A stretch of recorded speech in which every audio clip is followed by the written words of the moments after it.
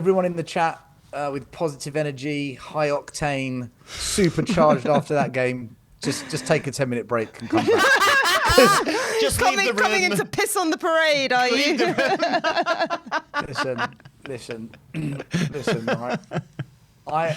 I say it as it is, and it's quite often not what people want to hear. But I don't say what people want to hear. I say what I feel and what I see.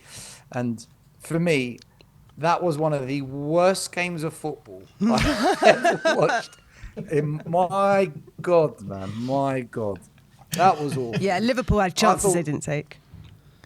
Listen, I thought Spurs were crap. I thought Liverpool were crap. The midfield battle was just a cocktail of failure. The attacking play at times from both teams was shocking. We were just shocking, full stop. They were awful at crossing. I mean, I didn't even know what I was watching, guys. Listen, I expected 5-0 Liverpool, 6-0 Liverpool, right? Like everyone else. Yeah, we predicted 5-2, I think. Expected it. Spurs 5? Yeah. I mean, we predicted a hammering. What I saw was a Liverpool team that were awful in the final third. Yeah. A Spurs team that were actually quite good at defending balls that were crossed into our box. I actually thought we defended quite well from balls that came in. Yeah. Their goal came from a very average free kick that wasn't even in the corners that Vicario should have saved. Right? I was going to say that. We didn't talk about that. Yeah. Yeah, I was going to say I thought he didn't set the wall up right, and I thought he stood too far over to his left post. Mate, it was such an average free kick. It was almost down the middle. It had a lot of pace. It had a lot of pace, that's why. He got a finger to it, but I think it was just a really powerful strike. Sarah, the ball was practically down the middle, right? I mean, for him to not save you go power opposition. Any top 10 goalie in the league saves that. Any top 10 goalie for me saves that. I felt like he fell for their screen. I hate when goalkeepers, like, they've set their screen to elongate the wall. Don't stand either further part of the like, they're going to move, right? Like, the screen is to make you to stand further away. Don't fall for that, right? Stand right on the shoulder of your last man. Right? Like, listen, and then he hits the ball straight there. I totally agree. Listen, I totally agree. I wasn't happy with that at all. That should never have got in the back of the net. Never in a million years. I'm even questioning if it was a free kick, by the way. I'm 50-50 I don't think it was a free kick.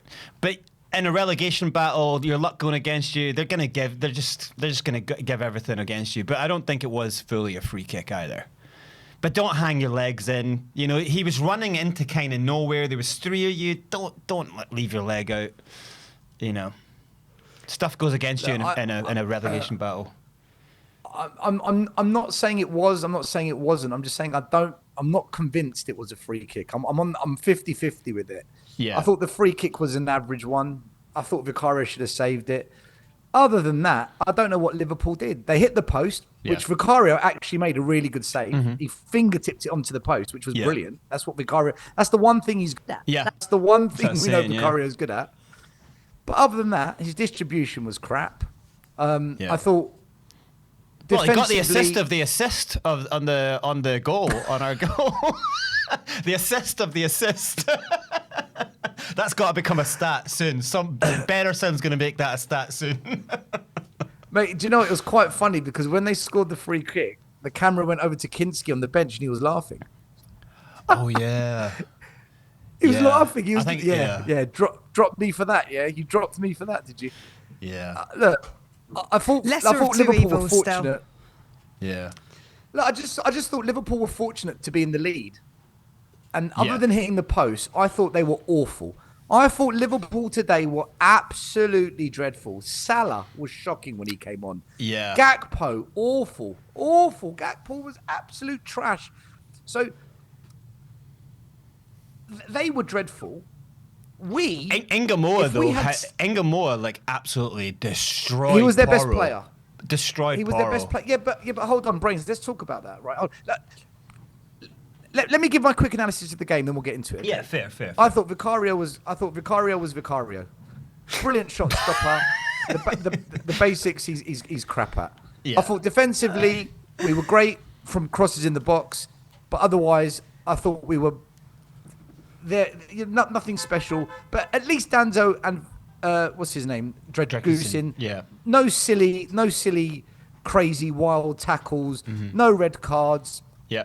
At least they showed some level of competency. Yeah. In the midfield, I don't know why he started Graham Pape Sarr and no Xavi Simons. This constant playing 2 in midfield and not 3 is just surrendering the midfield. And that's why the possession stats were so high for Liverpool, because we surrendered the midfield with Tudor's tactics, which stink. You've got a left back in Sousa who played at right back. You've got a right back who played at centre back, and the backup right back played at left back. There is no sense to this. It's absolutely shocking from the manager. And he's going to get away with it because we've come from Anfield with a draw against all the odds because Liverpool were dog shit. That's why we've got this point today. We were not good. Be under no illusion, we were not good. The only thing I will rate Tottenham for today is we tried. The effort, there was effort to try. I will give Tottenham 10 out of 10 for trying. But we were still terrible. Up front, Solanke, waste of space. Yeah, I thought it wasn't good. Mateus Tell. I'm not going to hear another fan say to me, "Oh, we got to start Tell. Why doesn't he pick Tell? What's he got against Tell?" Tell was awful. You thought Tell was awful? Tragic. I thought he did something. He at least run the ball up the pitch. Bro, what is that? Running with the ball. He runs with the ball, and then when you need to make a good pass, take on a man, now do something with his it. passing He loses needs possession. improving. But he also he lost. He didn't really. He lost possession so much. He was involved. Brains. He was involved in the game because he had fight. But I just think his good. attitude was right, and he was trying, he was fighting, Mate, children try when they play football. Doesn't mean they're good, right? He offers nothing. Yeah. The only one who looked semi-effective. The only one who looked semi-effective was Richarlison. Yeah. Who had one header he should have done better with, a second header which was really difficult because he was leaning back as the ball came, and he just headed it wide. And then the third one he put in the back of the net. So Richie was the only one that I thought today actually showed he was capable. Moani. I want to talk about Moani because I've been arguing with people about him. Wait, okay, before you say, before you say, because I feel like every time you come on, we have a lot of the same opinions on certain things because I think we both come from playing and coaching football. So I don't know what your opinions on Moani is yet, but I kind of feel like sometimes he gets a bit of a bad rap because sometimes I see him doing some good stuff, and then so when he's on, like what he did against Arsenal, he kind of like gambled, took it on, scored the goal. Today coming on, like he's fighting at least. He's in the moment. He's trying to do something. Obviously, it's tough for him because isn't he normally the striker? Isn't he normally like in where Solanke's playing? So he's like kind of bit moved around. But I do think he's got a little bit about him. He's not going to track back. He's not going to do like kind of difficult things. Brains. Listen to what I have to say about Moani. Okay. I wasn't going to say anything bad. I just want to know because I kind of feel some positive stuff when I see him. I just feel it's a difficult situation for him. World class. Can't wait to see him score a hat-trick against Atleti. That's what I feel. That sounds facetious. Moani, right? And I've been saying it for a while, and it gets dismissed because people just don't want to actually think about it. They don't actually want to use the brain cells that we've all been given. He's a waste of space as the striker. He just doesn't have the consistent finishing. Okay. Right? Out wide, I don't think he's effective. For me, I would play him either as the sole number 10 or with 2 players in the 10, him and Simmons. Because I think Moani is actually effective in that pocket because he can beat a player or two and just thread that ball. I want to go back to the FA Cup against Villa. It was Moani down the middle in the 10 role that laid the ball off to Odebert, who scored. Today, Moani in that 10 role, he gets the ball, beats a man, threads it to Richie, goal. I'm telling you guys, Moani needs to be a 10 for Spurs. Not at any other club where the players are different. In this team, and the way we are, Moani needs to be either the alternative number 10 or in a double pivot 10 with Simmons. So we will see more out of him in that role than any other position. So then would you do it as like kind of wing back system and then have 2 10s behind the 1? Is that how you would do it? Yes. Yeah. Yes, Double exactly. pivot behind one the 1. One up top. Yeah. One up top, two number 10s, and then the wide players, whether you want to call them wing backs or wingers, probably wing backs, they invert inwards, and then Moani can either feed one of them in or feed the striker. But the way we play him is so wrong. It doesn't work. Well, we played him like that against Palace, and that wasn't great. He played behind Solanke, I think, and with him and Solanke and Tel behind. The problem with that game is, Sarah, we went down to 10 men. Yeah, it's hard to say. True. Yeah, because we kind of were the whole setup changed. You can't play with two in that 10. I don't know if he's actually played a full 90 for us, Moani. Last full 90 he played for us was against West Ham. Listen, I don't rate him for the position we signed him for. Yeah. But like I actually think Mohamed Kudus is wasted on the flanks because they double up on him and then he's isolated. I would play Kudus in the 10 as well. Do you know why?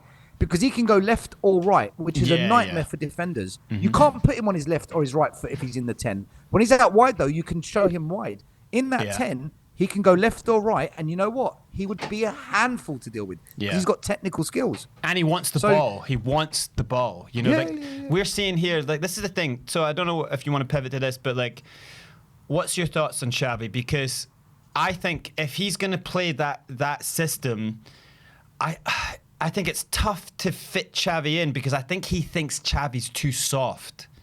That's what I think his problem is with Xavi. You know what I mean? Like, he's thinking, I need players who are going to energy and go and go and go. So he's not thinking about creative, play beautiful balls through. He's thinking, like, fight, fight, fight. How does Xavi fit into that? How would you get Xavi into that system?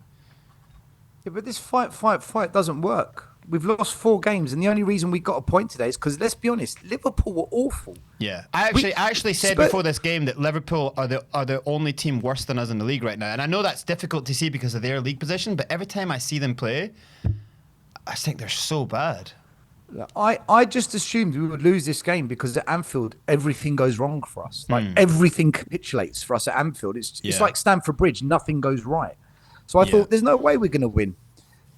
Do you know what my big concern is with this result, guys? Like, in the grand scheme of things, Spurs fans are going to get really giddy and super hyped and yay, and everything's great now. But reality, this was a masterclass in who wants the game less. It was an awful game. It was truly dreadful. And my concern is now we're going to get giddy. Like we got giddy when we beat Burnley. Like we got giddy when we beat Man City, who we always beat. This Nottingham Forest game is the game to decide for me everything for this season. This is the one. I never got on board the whole Palace will be the decider. For me, it was always Forest because that's a true 6-pointer. Mm-hmm. And my concern now is this, right? And this is for fans that want to stay up because you know my thoughts. But for fans who want to stay up, my concern would be this. Igor Tudor has probably just bought himself the rights to stay at Tottenham. I don't think they're going to sack him now. No. Which means we are going to go into that game with Tudor, which I think is the wrong move. I think it's the worst thing we could do because he's going to pick incorrect players in the wrong position. And I don't know if we're going to get away with it again. And has he got the balls to not play Romero and Van der Ven? Because Dragusin and Danzo, although they're not as good as Romero and Van der Ven, they're not. Van der Ven and Romero are far superior. But the 3 games we've kept clean sheets this year, Van der Ven hasn't played in either of them. Is that true? Yep. Whoa. Do you know what? I think he does have the balls to do it. Look, if Tudor, he had the balls to drop Vicario. Put it that way. So I think he does. He's not going to. Yeah, I don't know. He's not going to drop. No, he's not going to drop Romero or Van der Ven. I don't know. Look, Porro was captain today. He took the captaincy off of Vicario. There's been changes. Don't know. That's a big call. But he's got to make big calls. He's got to show. He's got to show who's boss. He's got to show the dressing room who's boss because at the moment the kids are running the asylum. He's got to come in, you know, and state his case and make the players fight for him and play for him, you know. So still, if you don't want him to stay, who would be your next manager? Oh no, I don't care if he stays. Oh, you don't care? You're over it. I couldn't care less. You know? Do you think? Would you? But still, if you were in a kind of DOP position, would you, or DOF position, would you say, get him gone right now? If you weren't on the Relegation ban, if you weren't setting your own cult up, but would you say, get him gone right now, bring someone in, like, and then like go after the Madrid game, because 3-0 at home, it shouldn't be out of our reach considering take away 3 slips, it's a 2-2 game. Or do you throw that game out, give Tudor that game, whatever, but then have someone in place for Forest, or give them both games? I don't believe we can do both competitions. I don't think we've got the squad. The injury crisis is too big. That bench today we had was absolutely shocking. Our bench today was awful. It's 3 players. And I just feel, brains, it's madness. We are one of the richest clubs in world football, a Big Six club, and that's the bench. It's absolutely frightening. Yeah, injuries are what's happened to this club. Yeah. It's unbelievable. It's unbelievable. For me, either he goes all out for the Champions League or he focuses on staying up. I would focus on staying up because we're not going to win the Champions League. As soon as we play Arsenal, Barcelona, Bayern Munich, mate, we're going to get absolutely whooped to pieces. So he might as well. If they had any intention of trying to win a Champions League or anything like that, they would not have brought in Igor Tudor. Like, if you're bringing him in, they've brought him in to firefight and keep us up. Oh, look, his European record is awful. He's won less than 25% of games in European competitions. Like, his track record in Europe is shocking. If I was him, I would just field what you have to, just so that you fulfill the game, so that we don't get fined from FIFA for forfeiting it, like we did when we don't pull a Conte. Just, you know, and well, or do you know what? If the club's prepared to pay the fine, just throw the white towel in. Just to hell with the Champions League, and focus on that Premier League game. And if we are going to have a half decent-ish-esque available squad for the Forest game, I would not have Tudor in charge for it, because my gut feeling is right now, my gut feeling is we're going to draw that game, and that will cement relegation for us, because I just believe we're going to end up being relegated because we're not going to beat Forest. If we beat Forest, we will stay up. If we lose, 100% we're going down. If we draw, we've blown the opportunity in a 6-pointer to stay up. Yeah. 1 point will not suffice against Forest. It's better for them. He has to win that game. That is must win.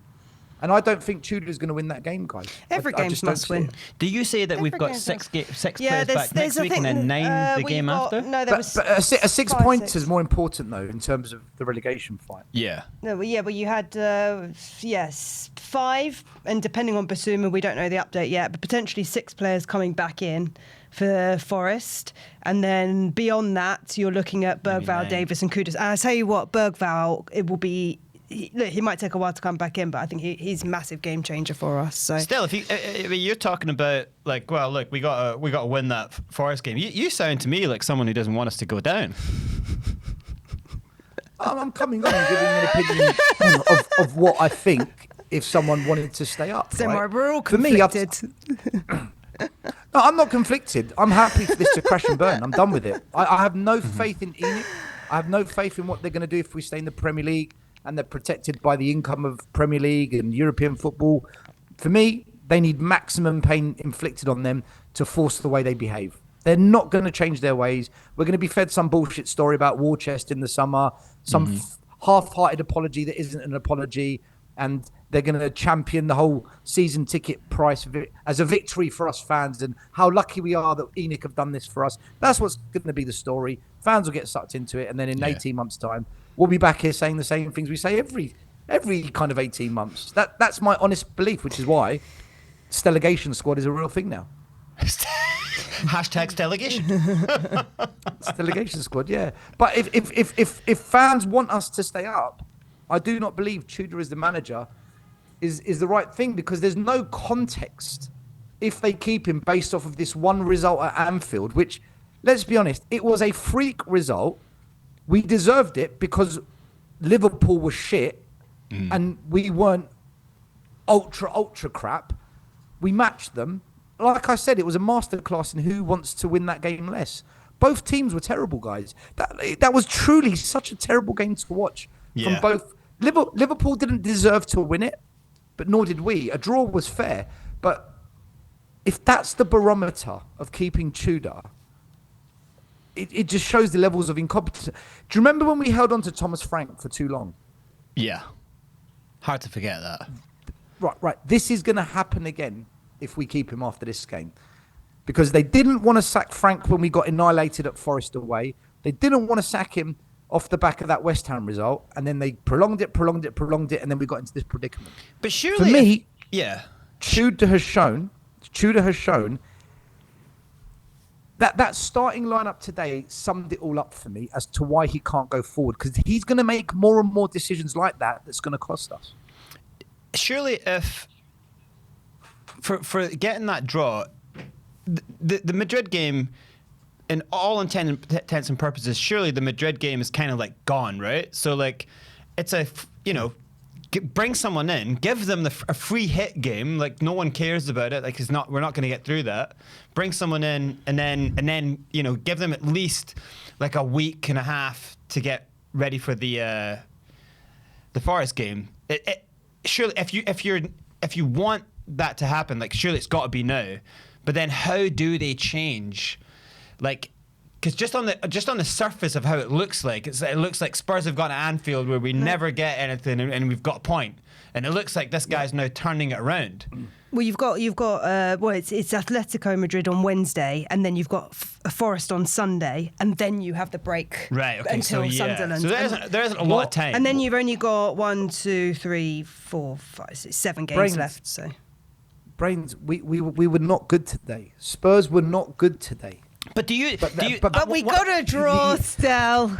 I agree, Stel, that we're playing really low level football right now. You can see it. We just knocked Liverpool out the top 4. I think we're going to need to drop off. We've got a few more people waiting. He's gone.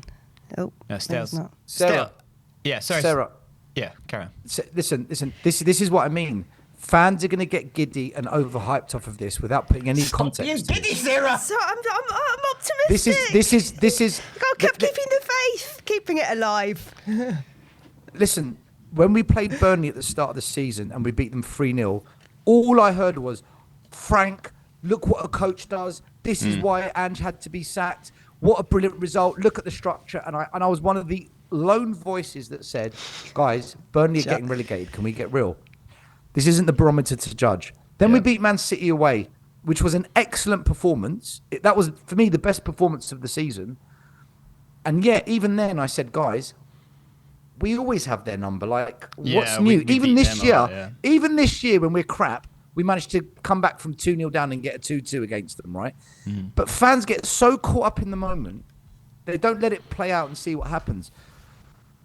I'm saying that result tonight, there's no context being applied. Fans are so desperate for something to cling on to, and I get that. They're going to grab onto this like it's a major moment.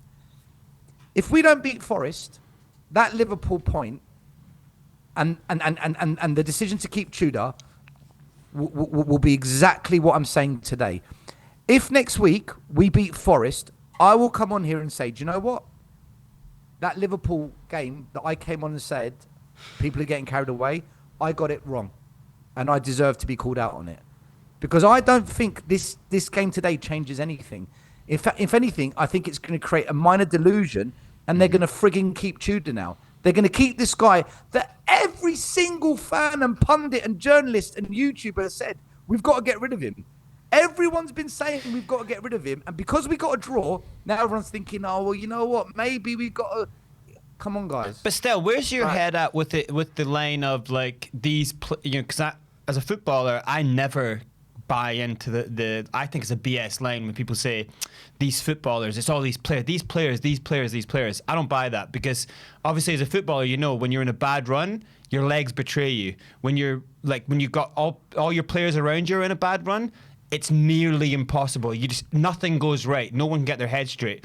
But what I'm saying is, like, do you think that the players are throwing people under the bus? Do you think these players are not playing for their manager? They're not playing. They're not doing anything. Or do you think it's a case of, like, these managers have not understood how to garner the best out of these players? Obviously, we don't have the best squad that we want, but do you think it's the players or the managers?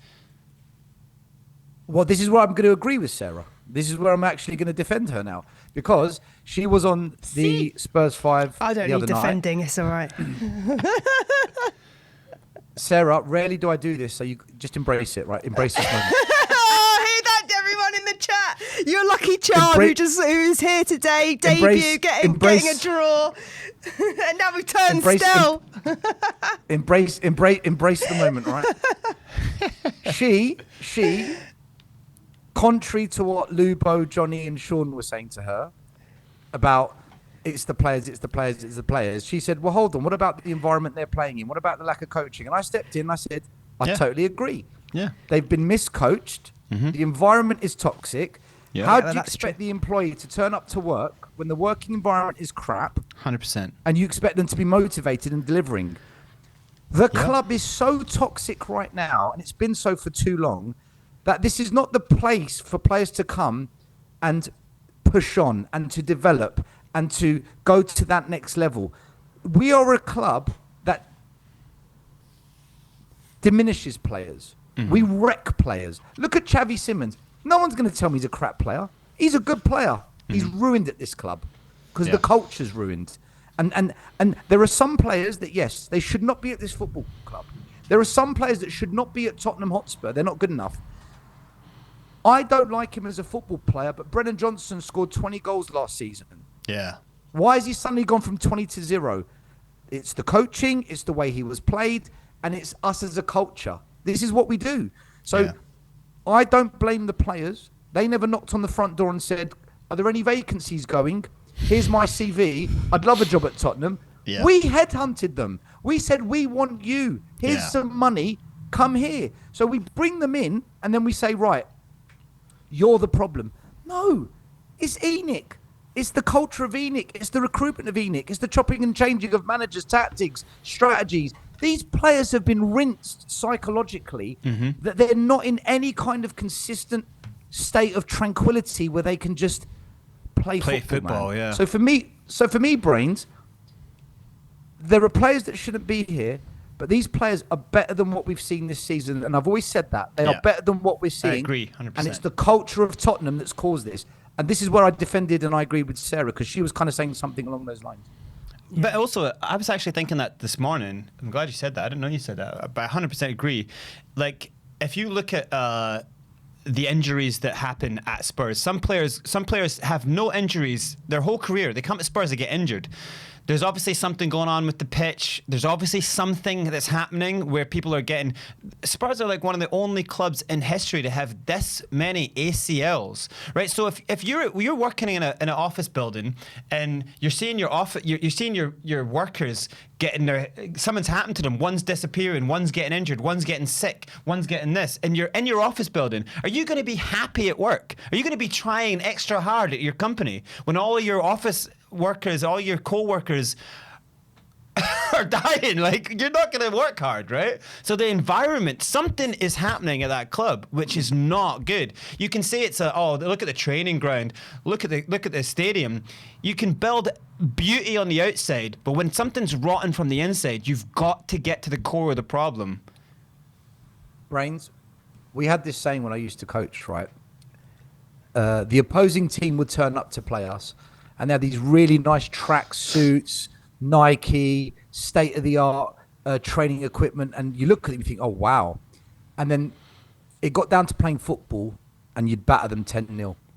And we used to call it, they've got all the gear, but no idea. That's Tottenham. Yeah. Tottenham's that shiny, flashy dressed football team that turns up with a Mercedes, blacked-out window team bus, the latest Nike clothing, state-of-the-art dummies and cones and bibs, and wow. And then they kick a ball and you think, wow, you're really shit. Yeah. That's how I look at it, you know? Yeah, fair. So I'm asking everyone this, but I think I know where you stand on this. So do you believe at this point Spurs are getting relegated? Not a case of what you want, but do you think they are 100% getting relegated at this point? I think with Tudor, yes. Oh, okay. All right, so you bring someone else in, there's a chance. No, he doesn't want anyone. He'd rather us not have any manager. He wants us down. Ryan Mason? If you bring in a manager Still would rather That's manage, and he'd tell them to forfeit the game. That's what he would do, wouldn't you, Stel? Oh, mate, we would crash and burn. We would go off the cliff. He don't want anyone in charge. Don't give Stel the job. If you bring in a manager that plays players in their right position, stops Vicario from just blamming the ball into no man's land, just gets them doing some basics, some fundamentals, like pass the ball the way you face, take the first touch, look, make a decision that's simple, don't overcomplicate it. Yeah. If you have a manager that comes in and just does the basics with these players, we will stay up. We will stay up. Not massively, but we will stay up. Brilliant. We'll just like this. Like this. I don't see it, guys, because even today, I know it's a point, and listen, a point at Anfield's always a good point. There's no doubt about it. I still didn't look at that game and say, yeah, Spurs, you've really showed me there's something about you where you're going to go on and win games. Liverpool could have been 4-5-0 up today. They really could have. But they were just crap. Awful. So they deserve to drop points, and we deserved our point today on that basis. Yeah. I'm not diminishing the result. It's like a new man. So we're talking to a new man. You came on here, you were like, you're not going to enjoy this, but you've said quite a few positive things here. I'm not getting caught up in this. We have others waiting. Sammy, snip him up I'm for gonna the hopeful things he said. I'm going to go because you guys don't want to be there all night and there's other people that will come on. I'll leave it on this. Yeah. If we beat Nottingham Forest... You're coming back on, you're apologising to Sarah.